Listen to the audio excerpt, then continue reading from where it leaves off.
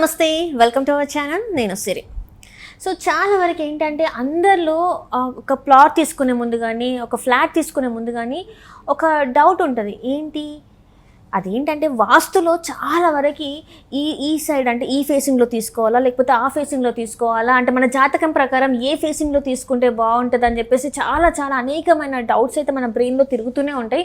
So అలాంటి వాళ్ళందరి కోసం ఏంటంటే ఈరోజు మన స్టూడియోలో ఉన్నారు realtor oxygen founder and CEO doctor Nandi Rameshwar Rao గారు. నమస్కారం సార్. నమస్తే సార్, ఇప్పుడు ఏంటంటే వాస్తు గురించి నేను ఎప్పుడైనా నార్మల్గా అడుగుతాను, ప్లాట్స్ ఎక్కడ కొనాలి, ఇల్లు ఎక్కడ కొనాలి, అపార్ట్మెంట్స్లో ఫ్లాట్ ఎక్కడ కొనాలి అని చెప్పేసి అడుగుతాను కదా. కానీ ఈసారి మాత్రం ఏంటంటే వాస్తు గురించి మాట్లాడాలనుకుంటున్నాను. అండ్ ఏదైనా ప్లాట్ కానీ, ఫ్లాట్ కానీ, ఇల్లు, ఇండిపెండెంట్ ఇల్లు కానీ తీసుకోవాలనుకుంటే వాస్తు నిజంగా కీ రోల్ ప్లే చేస్తుంది అంటారా? అదే మనసుంటే మార్గాలు అనేక అని ఒక ప్రాబబ్ ఉంది. శతకోట దరిద్రాలకి అనంతకోట ఉపాయాలు. ఎందుకు చెప్పానంటే వాస్తు అనేది పెద్ద డెవిల్ సబ్జెక్ట్ నా ప్రకారం. మంచిది చెడ్డది రెండు. ఎందుకంటే వాస్తు ఒక మోస్తరు వరకు చూస్తే పెట్టలేదు, మొత్తం వాస్తు చూస్తే అది ప్రాపర్టీ కొనలేం. ఇప్పుడు ఒక గేటెడ్ కమ్యూనిటీలో 100 ఫ్లాట్లు ఉన్నాయనుకోండి, 100 ఫ్లాట్లు ఈస్ట్ ఫేసింగ్ వెస్ట్ ఫేసింగ్ ఉంటాయి. అన్ని ఫ్లాట్లకి కిచెన్ రూమ్ ఒక దగ్గర రాదు. ప్లాట్ ఇప్పుడు పెద్ద సైజు 10 ఎకరాల ప్లాట్ అనుకో వాస్తు ఉండదు దానికి. ఇప్పుడు ఎకరాలు ఉన్నదానికి మీరు స్క్వేర్ రెక్టాంగిల్ ఉంటుంది కదా, రకరకాల బయాలజీలో అమీబా అని ఉంటుంది, షేప్ అవుట్ ఉంటాయి. సో వాస్తు అనేది నేను జనరల్గా ఎక్కువ పట్టించుకోను. బట్ మీరు అడిగారు కాబట్టి నేను వాస్తు స్పెషలిస్ట్ కాదు, బట్ నాకు ఉన్న తెలిసిన నాలెడ్జ్ని కొద్దిగా షేర్ చేయడానికి నేను పర్సనల్గా మీకు ఉన్నట్టు ఏం చూస్తా చెప్తాను.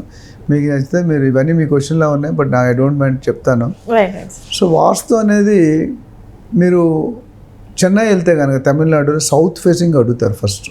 అదేంటి సార్, ఇక్కడ చూస్తే సౌత్ ఫేసింగ్ అంటే ఫేసింగ్ ఎలా డిసైడ్ అవుతుంది, అక్కడ ఉన్న న్యాచురల్ కెలామిటీస్, సీ షోర్ అని చాలా రీజన్స్. అంత డీటెయిల్ వెళ్తే మీరు ఇచ్చిన 5 నిమిషాలు చాలదు. కానీ ఒకటి గుర్తుపెట్టుకుంటే తమిళనాడులో ఎవరు వచ్చినా సౌత్ ఫేసింగ్ ప్రిఫర్ చేస్తారు. మన ఆంధ్రాలో తెలంగాణలో సౌత్ ఫేసింగ్ అని ముట్టుకోరు. నాకు వద్దు, నువ్వు కొండవైనా మాత్రం. మళ్ళీ బిజినెస్కి సింహద్వారం అంటారు, సౌత్ ఫేసింగ్ ప్రిఫర్ చేస్తారు. బిజినెస్కి, కమర్షియల్, రెసిడెన్షియల్ యాక్టివిటీస్కి చేయరు. సో వాస్తు అనేది చాలామంది ఈస్ట్ ఫేసింగ్ అడుగుతారు. ఈస్ట్ ఫేసింగ్ అడ్వాంటేజ్ ఉంది, డిసడ్వాంటేజ్ ఉంది. డిసడ్వాంటేజ్ ఏంటంటే ఇప్పుడు మీరు ఈస్ట్ ఫేసింగ్ ఫ్లాట్కి వెళ్తే సౌత్ ఈస్ట్లో కిచెన్ ఉండాలి, ఆగ్నేయం అంటారు. నార్త్ ఈస్ట్లో పూజారం ఉండాలి, సౌత్ వెస్ట్లో మాస్టర్ బెడ్రూమ్ ఉండాలి. ఇది general vastu. Entrance, kitchen room, master bedroom. మిగతా వాటిలో అన్నీ ఎంత ఎక్కువ పట్టదు. ఈ 3 పర్ఫెక్ట్ ఉంటే కొనుక్కోవచ్చు. సో డిసడ్వాంటేజ్ ఏంటంటే ఈస్ట్ ఫేసింగ్ ఓపెన్ చేయగానే కిచెన్ రూమ్లో లేడీకి అనిపిస్తుంది, బయటికి స్ట్రైట్ ఉంటుంది కదా. అటు ఈస్ట్ ఫేసింగ్, సౌత్ ఈస్ట్లో కిచెన్ అంటే పక్కా. ఇప్పుడు లేడీస్ ఏ పరిస్థితిలో, ఏ డ్రెస్లో, మ్యాక్సీలు, మిడ్డీలు, కిచెన్ రూమ్లో డిఫరెంట్గా ఉంటారు. సో చాలామందికి నచ్చదు. అయితే అక్కడ మీరు కర్టెన్ పెట్టుకోవాలి. చిన్న ఫ్లాట్ అయితే అంత ఫెసిలిటీ ఉంటుంది, కర్టెన్ పెడితే ఇరికైపోతుంది. సో అది అడ్వాంటేజ్ ఏంటంటే కొంతమంది పేరు, గ్రహాలు, నక్షత్రాలు, స్థితులు బట్టి అంటారు. మరి ఎంతవరకు కరెక్ట్ అనేది మీరు చాలామంది, మన ex CM YS Rajasekhara Reddy గారు సౌత్ ఫేసింగ్ ఇంట్లో ఉన్నాడు. అది కార్పొరేట్ కంపెనీ పేరు చెప్పగానే ఆయన కూడా సౌత్ ఫేసింగ్లో ఉన్నారు, కానీ మల్టీ బిలియనర్ అయిపోయారు.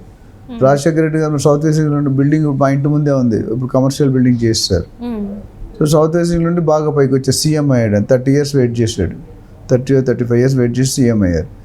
సో ఇది ఒక మానసిక ఒత్తిడి ఉంటుంది మన అంటే మన మైండ్ సెట్ ఎట్లా ఉంటుంది. మీకు అన్నీ బాగుంటే, ఇప్పుడు చాలామంది ఈ టైం బాగుండదు. నేను ఒకసారి క్వశ్చన్ అడిగాను. సపోజ్ రాహుకాలం అంటారు, ఎవ్రీడే 1.5 hour ఉంటుంది రాహుకాలం. మండే పూట 7:30 to 9 అట్లా పెరుగుతూ ఉంటుంది. సపోజ్ రాహుకాలంలో లాటరీ వచ్చింది, మీరు తీసుకుంటారా, తీసుకోరా? లాటరీ కాబట్టి ఖచ్చితంగా తీసుకుంటారు. మరి అప్పుడు ఎందుకు వాస్తు ఉండదు? It's only mind set. But అందరూ చూస్తారు, చాలామంది వాస్తు ఎందుకు చూస్తారంటే ఆయన కోసం చూడ్డు. రేపు పొద్దున ఆయన అమ్ముకోవాల్సి కొనుక్కునేవాడి కోసం చూసి కొనుక్కుంటాడు. ఇది లాజిక్. నాకు అర్థమైందా? నాకు వాస్తు పట్టించు, బట్ రేపు పొద్దున అమ్మాలి, నా పిల్లలు అమ్మాలి. అప్పుడు వాడు అది ముఖ్య బ్యాక్ ఆఫ్ మైండ్ ఉద్దేశం. ఇప్పుడు మీరు ప్రాపర్టీ రిజిస్ట్రేషన్ చేసుకుంటాం, సేల్ డీడ్. ఇప్పుడు తండ్రికి ఒక 5 కొడుకులు ఉన్నారు, ఆయనకి 5 ఎకరాలు స్థలం ఉంది. ఒక్కొక్క కొడుకు చెప్పొచ్చు, అన్నదమ్ములు లేదు కదా, నీకు 1 ఎకరం ఇస్తాను, నీకు 1 ఎకరం చెప్పొచ్చు కదా. ఎందుకు పార్టీషన్ డీడ్ చేస్తారు? ఎందుకు చేస్తారు చెప్పండి? సేల్ డీడ్ అవసరం. ఒక తండ్రికి పుట్టిన 5 కొడుకులు చెప్తే వింటారుగా, మరి ఎందుకు చేస్తారు? ఎందుకంటే సేల్ డీడ్ చేసింది వీళ్ళ గురించి కాదు, ఫ్యూచర్లో ఉన్న వాళ్ళ కోసం సేల్ డీడ్ చేస్తారు, చాలామంది తెలియదు. అంటే రేపు వాళ్ళకి వచ్చే భార్యలు, వాళ్ళు పుట్టే పిల్లలు వీళ్ళకి కలిసి ఉండకపోవచ్చుగా. అప్పుడు డిస్ప్యూట్ లేదు, నాకు ఎక్కువ ఇచ్చాడు మన తాత కొరకు, అది లేకుండా ఉండడానికి మీకు అది పెడతాడు అనమాట. అది కండి. సో వాస్తు వచ్చేసరికి ముఖ్యంగా ఒక 3-4 పాయింట్లు చూసుకుంటే చాలు నాకున్న అనుభవం ప్రకారం. ఫస్ట్ అండ్ ఫార్మోస్ట్ ఎంట్రన్స్ చూస్తారు. ఫస్ట్ ప్రిఫరెన్స్ నార్త్ ఈస్ట్కి ఇస్తారు, తర్వాత ఈస్ట్, తర్వాత నార్త్, దాని తర్వాత వెస్ట్. సౌత్ అనేది నార్మల్గా రిజెక్ట్ చేస్తారు. అందుకని మీకు హైదరాబాద్లో కానీ most of the real estate companies east or west facing పెడతారు. అంటే మరి ఇప్పుడు వెస్ట్ ఫేసింగ్ కూడా కొంటున్నట్టుగా పబ్లిక్ ఉన్నారు. ఒక 500 ఫ్లాట్లు కట్టాడు అనుకోండి, 250 ఇంచ్ ఈస్ట్ ఉంటే 250 వెస్ట్ ఉంటాయి. మరి వెస్ట్ నువ్వు ఖాళీ పెట్టుకోవట్లేదు, బిల్డర్ అమ్ముతున్నాడుగా.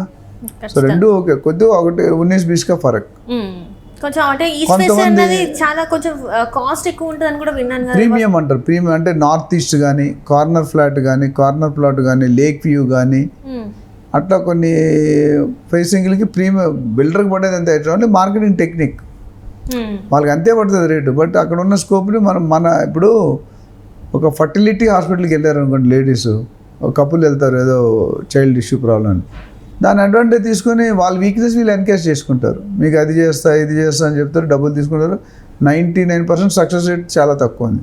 అదేవిధంగా కస్టమర్ నార్త్ ఈస్ట్ కంటే ఎక్కువ పెడతాడు, రెడీగా ఉన్నప్పుడు తీసుకోవడం తప్పలేదుగా బిల్డర్ది. అర్థమవుతుందా? నార్త్ ఈస్ట్ ఎక్కువ ఉండవు, 250-400లో ఒక 500 ఫ్లాట్ ఉంటే మేము 10-20 రావచ్చు. దాన్ని 1000 రూపాయలు పర్ స్క్వేర్ ఫీట్ ఎక్కువ, లేదా 500 పర్ స్క్వేర్ ఏదో ఉంటుంది. అట్లా హై రేజ్ ఎక్కువ ఉంటుంది, లేక్ వ్యూ ఎక్కువ ఉంటుంది. సో అలా ప్రీమియం ఛార్జెస్ అంటారు అవన్నీ. సో ముఖ్యంగా చూసుకోవాల్సింది ఫేసింగ్ ఒకటి, ఎంట్రన్స్ ఏముంది. నెక్స్ట్ చూడాల్సింది సౌత్ వెస్ట్ మాస్టర్ బెడ్రూమ్, అధిపతి అంటే head of the family. 3 bedrooms south వెస్ట్లో మాస్టర్ బెడ్రూమ్ ఉండాలి. కొన్ని ప్లాన్లు అటు వర్కౌట్ కాదు, అది రెండోది. మూడోది సౌత్ ఈస్ట్లో కిచెన్ ఉండాలి. ఆగ్నేయం, నైరుతి, ఈశాన్యం. ఈశాన్యం అంటే నార్త్ ఈస్ట్, ఆగ్నేయం అంటే కిచెన్, నైరుతి అంటే బెడ్రూమ్ అంటే సౌత్ వెస్ట్ మాస్టర్ బెడ్రూమ్. ఈ 3 కంపల్సరీ చూసుకుంటారు మేజర్ పబ్లిక్ అంతా కూడా. తర్వాత వాటర్ ఫ్లోయింగ్ అనేది నార్త్ ఈస్ట్ సైడ్ వస్తే బెటర్. అంటే మనం కడిగినప్పుడు కూడా ఇటు వాటర్ ఇటు ఫ్లో అవ్వాలి, ఇటు ఫ్లో అవ్వకూడదు, పైకి వెళ్ళొద్దు కింద. అందుకని నార్త్ ఈస్ట్ ఎప్పుడు కూడా డౌన్ ఉంటాయి, మీకు డౌన్ ఉంటే మంచిది. అదేవిధంగా వెస్ట్ అండ్ సౌత్, ఇప్పుడు ఈస్ట్ వెస్ట్ అండ్ సౌత్ ఎక్కువ హైట్లో ఉండాలి. మీరు చాలా ఇల్లు చూస్తే పెంట్ హౌస్ అనేది కట్టే సౌత్ వెస్ట్ సైడ్ కడతారు, పెంట్ హౌస్ అని పైన వేస్తారు. నార్త్ సైడ్ ఈస్ట్ సైడ్ జాగా వదిలేస్తారు. అట్లా చెప్పుకుంటే చాలా ఫ్యాక్టర్స్ ఉన్నాయి మీకు వాస్తు వైజ్. అట్లానే ఈ ట్రాన్స్ఫార్మర్ పెడతారు పవర్కి, అది ఎక్కడ అది కూడా స్పెసిఫిక్ స్పాట్లో ఉంటేనే. బరువు అనేది సౌత్ వెస్ట్, బీరు అనేది అక్కడ పెట్టుకుంటారు జనరల్గా. ప్లస్ చాలా మంది తెలియదు, మంచాన్ని గోడ కానిస్తారు సౌత్ వెస్ట్. మంచాన్ని ఎప్పుడు కూడా గ్యాప్ ఉండాలి, గోడ కానించకూడదు ఇటు అటు కూడా. సో ఇలాంటి ఫ్యాక్టరీలు చెప్పుకుంటూ వస్తూనే ఉంటాయి. ఇప్పుడు మీరు ఒకటే ఇల్లుని, ఒకటే ఫ్లాట్ని 3 వాస్తు పిల్లలు చూసి 3 డిఫరెంట్ చెప్తారు. ఎందుకో తెలుసా? మరి వాళ్ళ ఫీజు వాళ్ళకి ఎవరు ఇస్తారు? అన్నీ ఓకే అంటే ఇప్పుడు ఈయన వచ్చి లేదు అని చెప్తారు. సో ఇది సబ్జెక్ట్ మంచిదే, డెప్త్లో వెళ్తే మాత్రం మనం ఎప్పటికీ ప్రాపర్టీ కొనలేం. అన్ని ప్రాపర్టీకి అన్ని వస్తువులు ఉండవు. బేసిక్ వస్తువు చూసుకోవడం కొంత మేరకు కరెక్ట్. సో దీని మీద వాళ్ళకి ఇంకా ఎక్కువ అవగాహన కావాలి, ఇంకా డీటెయిల్ కావాలి. మొక్కలు ఎక్కడ పెట్టాలి, చెత్త ఎక్కడ వేయాలి, డస్ట్బిన్ ఎక్కడ పెట్టాలి, సీపరీ ఎక్కడ పెట్టాలి, ఇవన్నిటి కూడా వాస్తు ఉన్నాయి. సో అవన్నీ మనం ఈ తక్కువ టైంలో మనం మాట్లాడే సందర్భం లేదు కాబట్టి నేను ఎక్కువ డిస్కస్ చేయలేను. సో దీని మీద మరింత డెఫినేషన్, ఏదైనా డిఫరెంట్ అంటే ఇన్ఫర్మేషన్ కావాలి, క్లారిటీ కావాలి అన్నప్పుడు అద్దరి దగ్గర కొట్టి వాస్తు స్పెషలిస్ట్ నా దగ్గరకు వస్తే నాకు తెలిసినంత వరకు నేను హెల్ప్ చేస్తాను. అండ్ మన మోటో ఒకటే, మన ఇన్వెస్టర్స్ బాగా షూరిటీ అంటే సేఫ్టీ, సెక్యూరిటీ, అప్రిషియేషన్ అనేది మా మెయిన్ మోటో. మనం ఏ సర్వీస్ కానీ ఇవ్వడానికి ఉన్న అపాయింట్మెంట్ తీసుకుంటే కన్సల్టింగ్లో will tell them, will help them out. Broker ఎవరైనా first time second time buyer అయితే let them appoint and go through a professional agent so that their safety investment will be safe. Right. Thank you so much sir. Thank you.